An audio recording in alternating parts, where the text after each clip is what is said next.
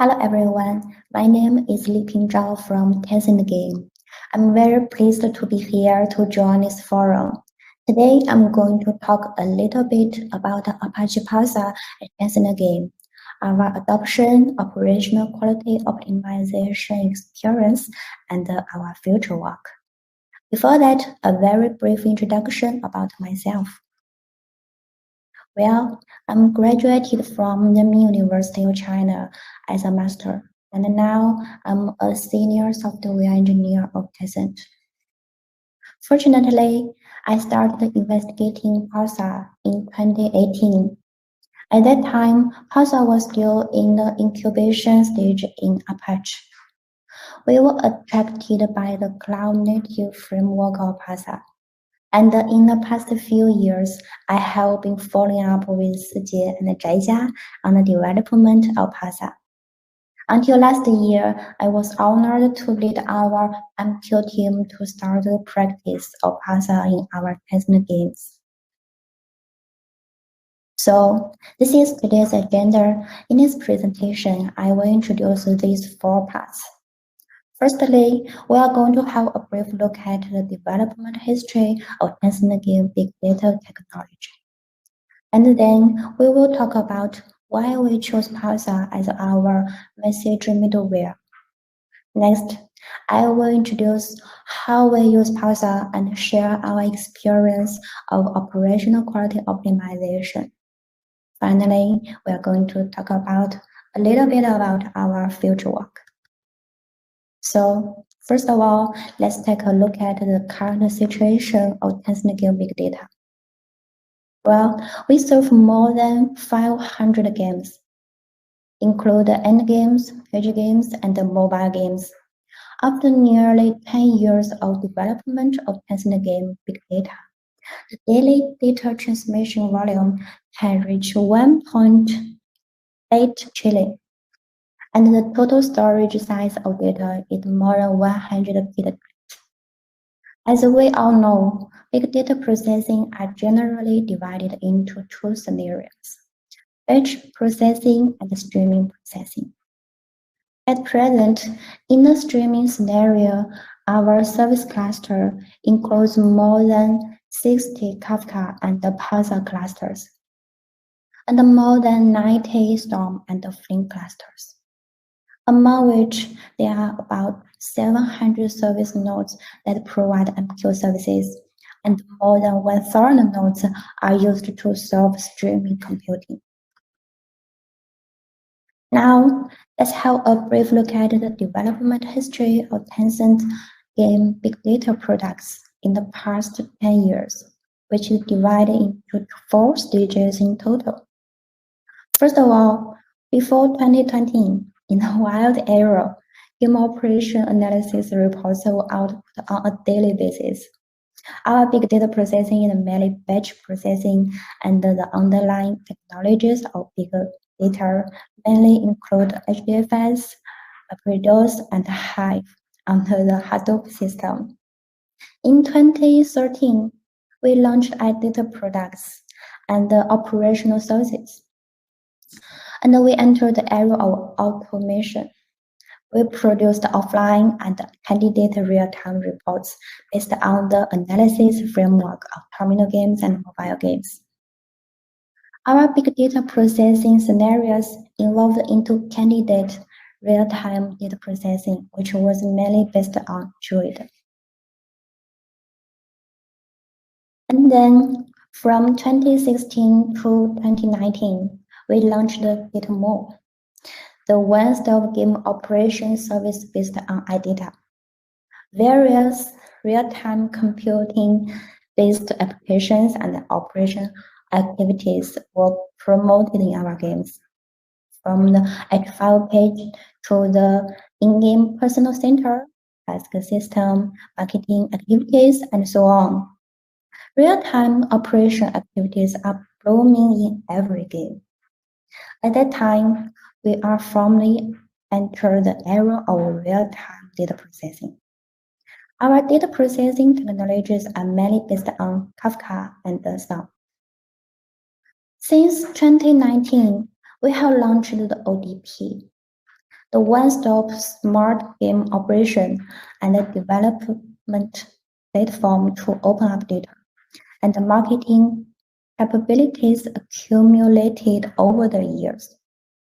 As more and more games are accessed by streaming data processing services, the amount of streaming data is increasing. The real-time data processing architecture based on Kafka and Storm has more and more operational problems. Since last year, the stream data processing architecture has been gradually upgraded to Pulsar and Flink. This is our big technology architecture. We can see from the figure that we are using the classic Lambda architecture. The data mainly from two parts. One is the data source reported by the game client, and the other is external data. The data is uniformly accessed by the data center, and then distributed to two service systems, batching and the real-time data processing. In the real-time data service scenario, the data will enter Pulsar and Kafka MQ. After real-time data is processed by Storm and Flink, it will be stored in Redis as temporary storage, and finally serve various real-time data service scenarios, include the real-time game operational service, real-time index data analysis, and the real-time personalized recommendation. As shown in the figure, this is the mission system of League of Legends game, and the mission system and the real-time activities of Glory of the King. These are all our use cases of game real-time operation activities. As we all know, in the service scenario of real-time activities, users are keen on fault perception, which brings us a major challenge, that is high requirements for operational quality.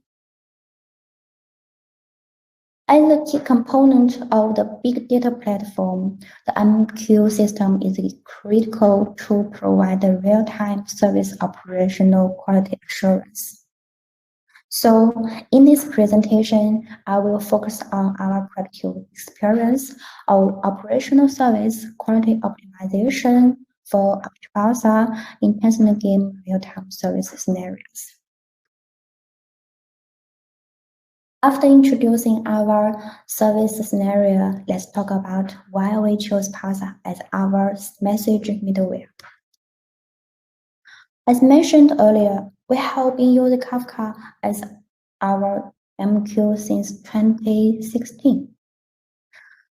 After more than 5 years of operation, our Kafka operations have experienced many pain points.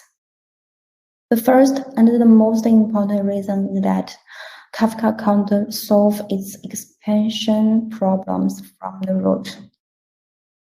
Firstly, the cost of Kafka expansion is high. As we know, Kafka expansion requires data migration. In order not to affect online service, our operators have to limit the data migration speed for each expansion, which takes several hours every time. Secondly, when the game activity traffic surges, expansion is not timely, which will affect the service quality. Under normal circumstances, before the game is launched, we will conduct a traffic assessment and expand the capacity in advance. However, it is inevitable that the occasional traffic estimation is not enough. That is the situation of traffic surge. However, in this case, Kafka failure to achieve instant expansion will directly lead to service quality problems. And then high cost of machine abolition for operators. As we know, after long-term operation, we will inevitably experience large-scale machine abolition. For Kafka, when we want to abolish some brokers, we still need to reassign the application of each topic. Each cluster takes about an average of 4 hours. Well, we have 60 Kafka clusters, and the cost of abolition is very high. Next, Kafka has no delayed message and the dead later topic, which can't meet the service scenarios supported by these features. For example, in the game prop store, the function of the game props regularly released, Kafka can't satisfy. And then high cost of lag monitoring. As we all know, consumption delay monitoring is very important for real-time service scenarios. However, Kafka does not provide an easy-to-use lag metric collection method, similar to RESTful API, which leads to high cost for us to collect lag metrics. In addition, there are also problems such as write availability hazards and data loss in some scenarios caused by non-automatic recovery of data replication. As I mentioned earlier, we have learned about Pulsar since 2018. My first impression of Pulsar is the cartoon, which vividly describes the better instant expansion feature of Pulsar compared with Kafka. Because of the pain point of Kafka in our online operation, this feature of Pulsar caught our attention instantly. Regarding the problem that Kafka can't be expanded instantly, a team in our company has proposed an optimization solution. First of all, let's describe this problem in detail. If we currently have 2 brokers, once traffic surges, we need to expand the capacity. When we add a new broker in, the new topic can use the newly expanded brokers. That's okay. But what about the existing topics? Since the partitions of the existing topics are onto existing brokers, the new broker can't serve the old topics. If you want the expansion to take effect, we need to perform partition reassign operation on all existing topics, which is data migration. It further leads to the problems such as expansion cost is high, not timely, affect service quality, and other problems mentioned above. In response to the common problem of Kafka, the team in our company proposed an optimization solution. The optimization idea is to separate logical services from physical services using a level architecture. Instead of expanding a single broker by expanding physical services units and expanding physical service clusters to avoid expanding problems caused by data migration. However, this solution will bring some new operational problems, such as high maintenance cost, resource management challenges, easy lead to waste of resources, and low load, and so on. Well, how to solve this problem from the root cause? Well, I believe you are already familiar with this image of Pulsar. Pulsar is naturally instantly expansion due to its storage service separated architecture and segment-oriented storage scheme. As we know, Pulsar has 2 key roles, broker and bookie. Firstly, broker itself is stateless, which means that it does not store any data. Worker extensions are simply topic ownership relationships that can naturally be expanded instantly, even for the bookie that stored data. Due to its segment-oriented storage design, new data or existing topics can select the latest and a lower load bookie to store new data. It also naturally achieves instant expansion. In summary, if we adopt the Pulsar, our level expansion can be upgraded to second level. Before the adoption of Pulsar, we did an in-depth investigation and comparison between Kafka and the Pulsar. This table is the result of comparison of key consumption patterns and services. First of all, for subscription modes, Kafka only supports the stream mode, but Pulsar can support both stream and queue modes. The stream mode can support exclusive and failover subscription. In the queue mode, there are two modes, shared and T-shared subscription. Among them, shared mode is suitable for unordered scenarios. In this mode, we can improve the consumption performance to a certain extent by increasing the number of consumer threads. As shown in the third row of the table, in Kafka, the number of consumer threads can't be greater than the number of petitions.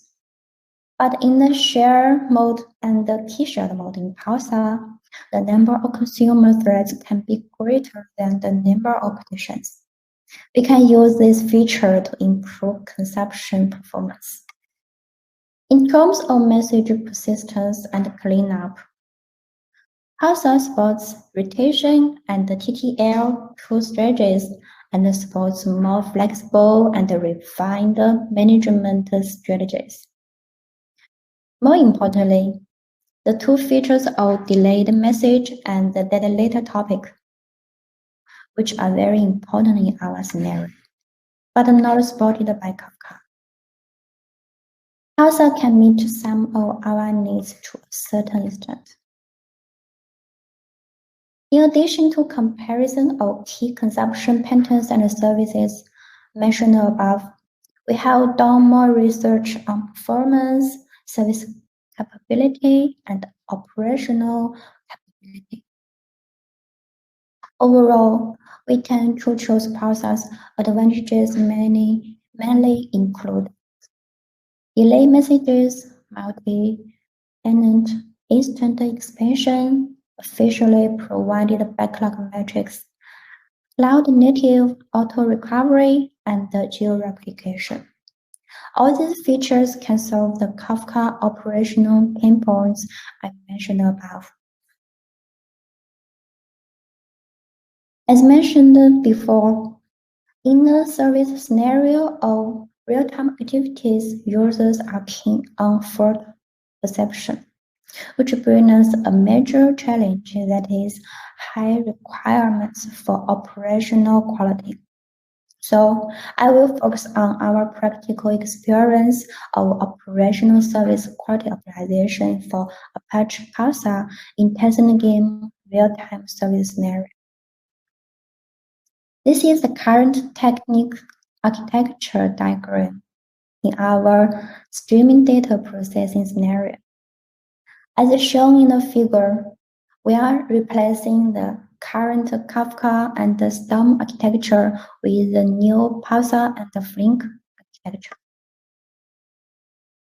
First of all, I will introduce the cluster deployment model of Pulsar and the level management mode of Pulsar's topic in Tencent Game. Firstly, Pulsar's service clusters in Tencent are divided into two clusters, public clusters and dedicated clusters.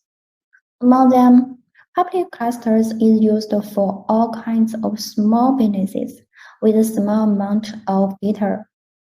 But for business with a large data flow and high storage rating, high stability requirements, dedicated clusters are necessary, such as King of Glory and a League of Legends. Then I will introduce the corresponding method of Pulsar's topic level management in Tencent games. First of all, the tenant layer corresponds to the business group. For our Tencent game, it's IEG. And then the namespace layer. The layer is more critical and directly related to strategies such as storage quota and the throttling policy. So we specifically designed to correspond to game business, such as PUBG Mobile, King of Glory, and other games. This is conducive to assign different storage quota, throttling policy, retention cleanup policy, and other strategies for games with different star rating and different data levels. Topic recurrent to each business table. For this layer, we have implemented topic level authorization management, storage policy, and cleanup policy, and other operational strategies. Well, this is our producer and consumer cluster architecture. In order to ensure that the client can obtain a live broker list, the client solution we designed combines the strategy of programming and the configuration management. Our client request management process is as follows. Firstly, KP Manager detects live brokers. KP Manager publishes the Pulsar client configuration policy to KPConf. And then Pulsar client requests KPConf through HTTP to get the live broker list. And then got the service URL, topic lookup, and assume or produce. Well, our client request solution mainly has three advantages. First of all, client always gets the live broker list. Secondly, higher client availabilities. Also, cluster changes are transparent to the client. As we know, after a period of operation, the broker machine will inevitably be abolished. Under this client request scheme, cluster changes are transparent to the client, so machine abolition does not require changes to the client code.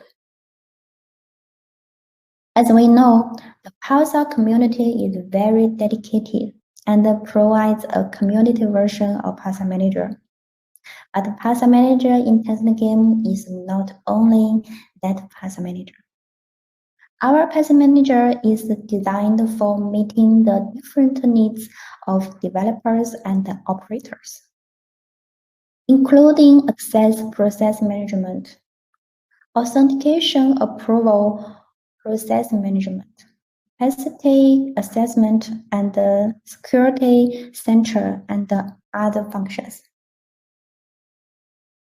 For developers, when developers need to develop a producer or consumer, they first need to apply for a new topic or apply for a new subscription in our Pulsar Manager.